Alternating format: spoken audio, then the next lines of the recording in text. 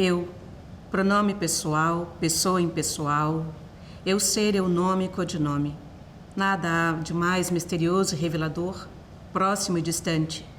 Eu, partícula, complexo de sentimentos, estado, embelezamento. Eu, soma, subtração. Eu, estátua em ebulição, eu, vulcão. Eu, na contramão. Eu me apimento e lambo os dedos, eu, fofoqueira dos próprios segredos. Eu, música e poesia, bolso e barriga vazia, palhaça que não tem vermelho no nariz. Eu, bem ou mal, fiz o caminho de aprendiz.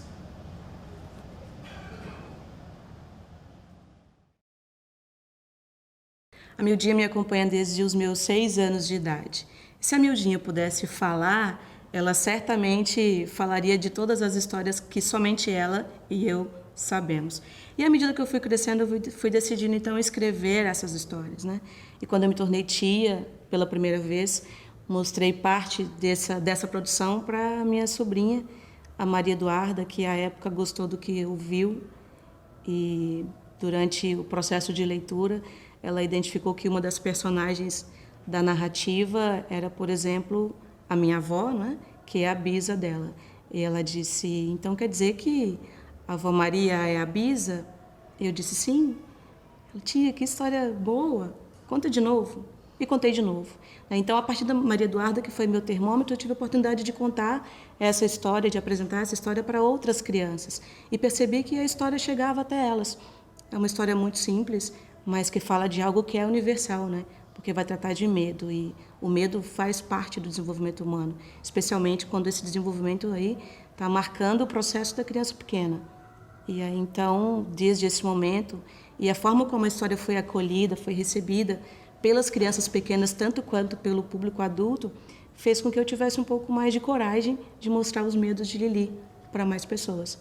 E aí, então, por conta disso, talvez eu tenha tido um pouco mais de impulso nessa produção voltada para o público infanto-juvenil. Tem uma coisa que eu acho muito curiosa em relação à literatura infantil, porque eu acredito mesmo que essa literatura infantil chega primeiro no adulto, porque é o adulto que vai escolher o livro para a criança, né? Seja esse adulto o pai, a mãe, a tia, a avó, o avô, o professor. Então é importante que o adulto se constitua o leitor dessa literatura infantil para fazer com que isso chegue até o menino pequeno e a menina pequena. Mas, substancialmente, no que é que isso importa?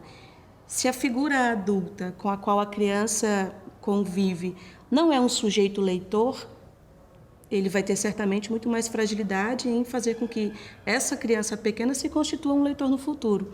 Quando a gente tem como finalidade atingir o público infantil, é importante que nós não nos esqueçamos das características que marcam o processo de aprendizagem e desenvolvimento da criança, né? E esse processo é marcado por algumas questões como a valorização da curiosidade, o estímulo à imaginação, né? O apelo, de fato, para que o repertório linguístico e tanto quanto o repertório da linguagem desse sujeito seja cada vez mais ampliado.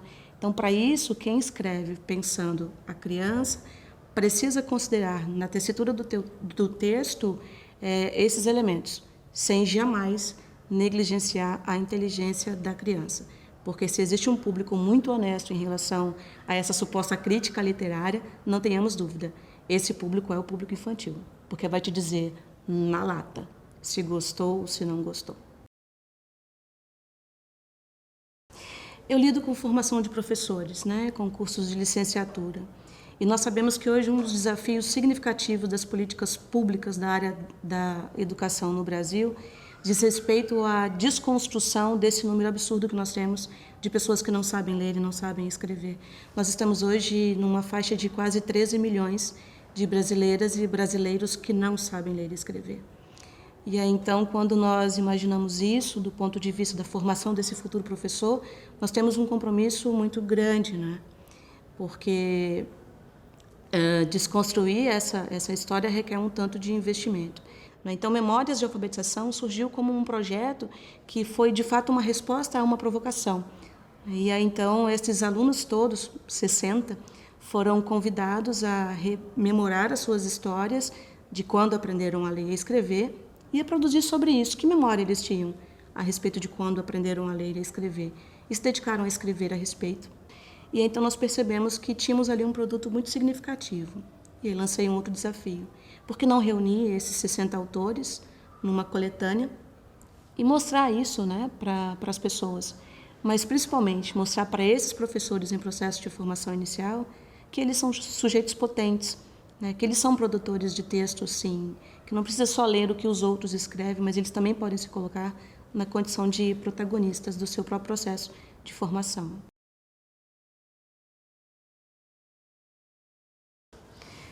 A história da minha entrada no mundo literário pelo viés de um livro de poesia, pensando o público adulto, né, tem a ver com o fato da adolescência, evidentemente.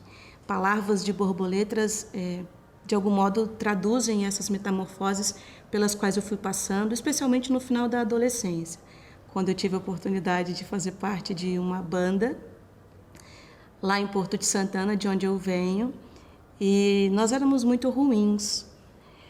E o nosso nome era Bizarros, né? Enfim, acho que o nome já diz muito sobre o produto que a gente pretendia. E aí, então, durante aquele momento, foi quando eu experimentei escrever um pouco mais.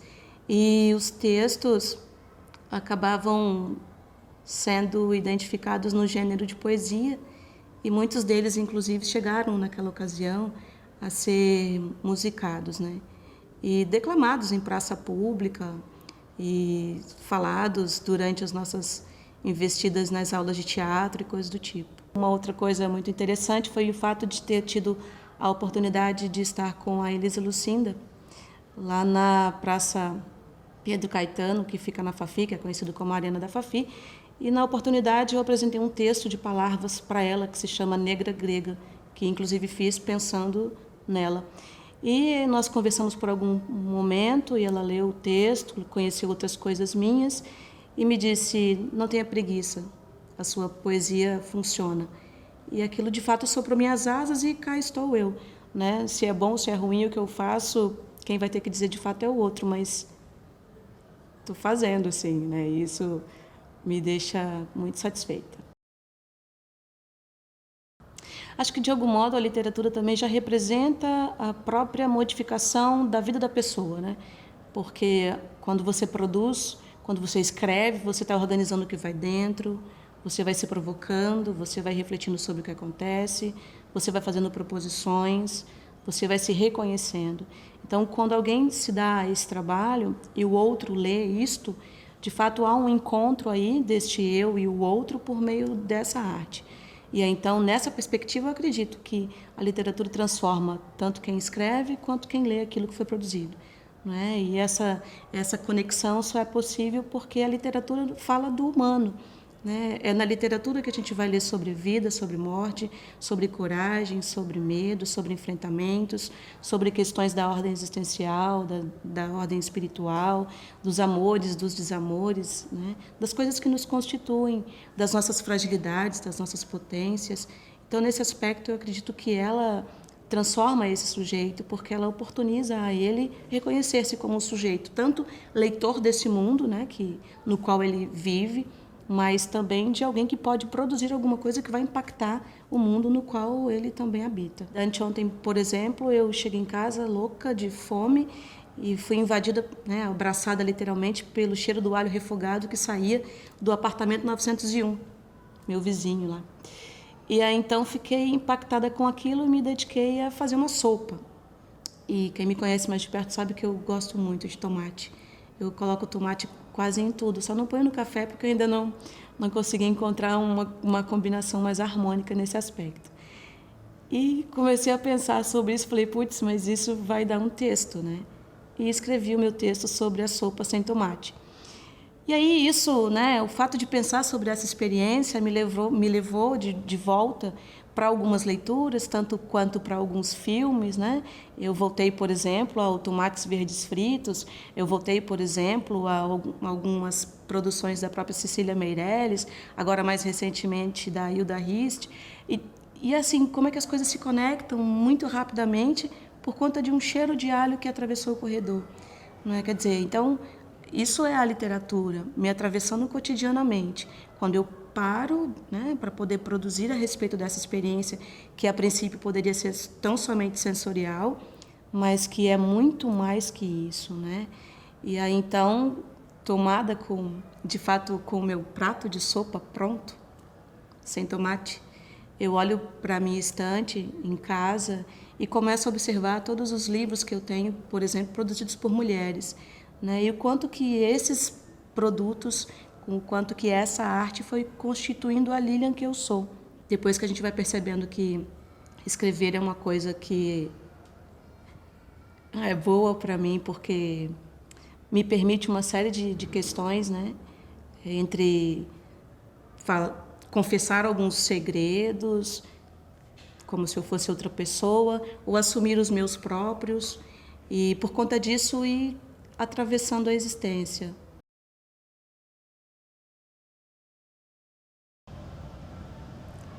O essencial é entender o que nos move, estar próximo do que nos emociona, investir no que importa e dispensar o resto, como o goleiro na hora do pênalti, a bordadeira no momento do arremate, ou as crianças que naquela tarde brincavam alheias às promessas dos prefeitos, ao destino dos royalties do petróleo, ao fim do casamento da atriz, a quase tudo.